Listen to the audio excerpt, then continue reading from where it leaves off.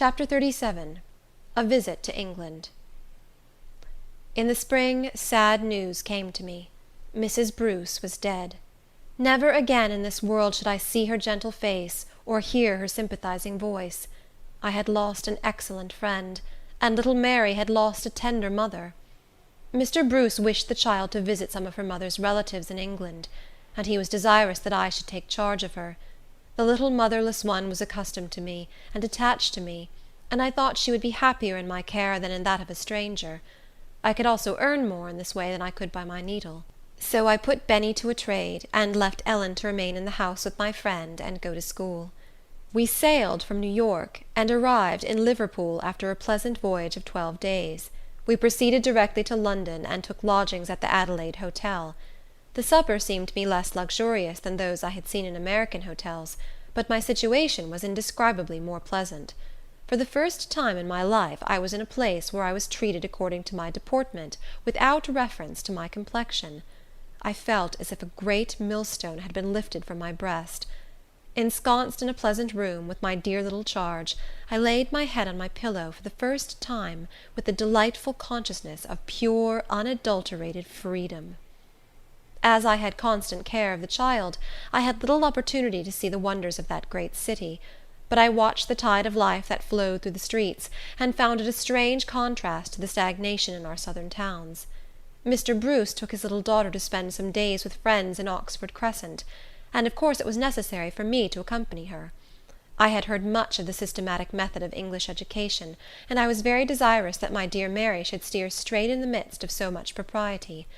I closely observed her little playmates and their nurses, being ready to take any lessons in the science of good management. The children were more rosy than American children, but I did not see that they differed materially in other respects.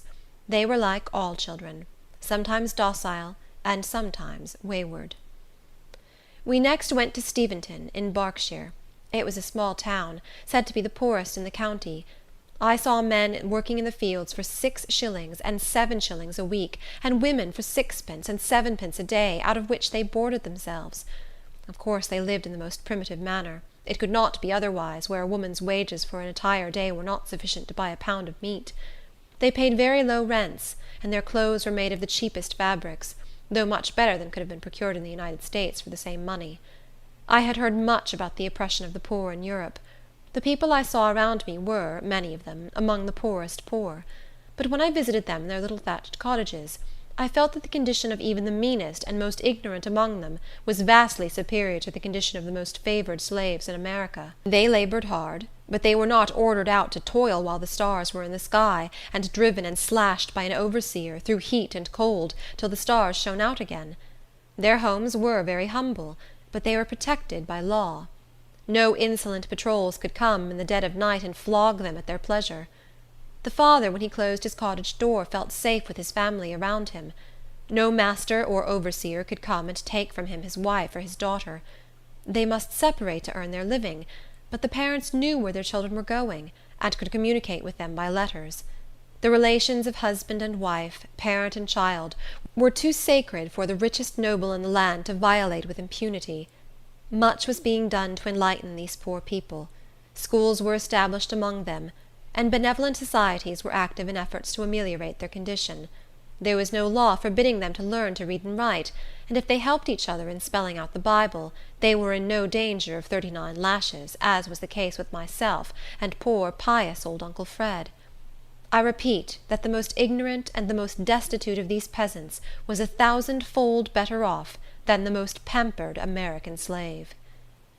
I do not deny that the poor are oppressed in Europe. I am not disposed to paint their condition so rose-colored as the Honorable Miss Murray paints the condition of the slaves in the United States.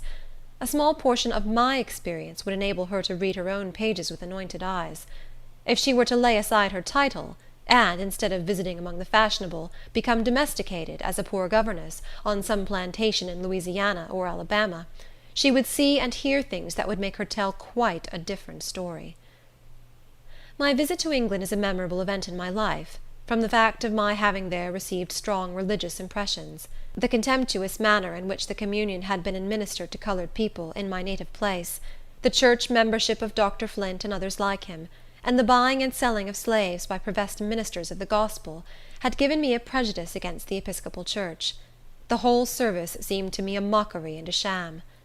But my home in Steventon was in the family of a clergyman, who was a true disciple of Jesus. The beauty of his daily life inspired me with faith in the genuineness of Christian professions.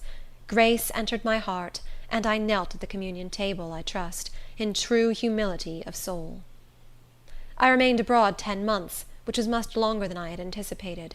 During all that time I never saw the slightest symptom of prejudice against color. Indeed, I entirely forgot it, till the time came for us to return to America. End of chapter 37.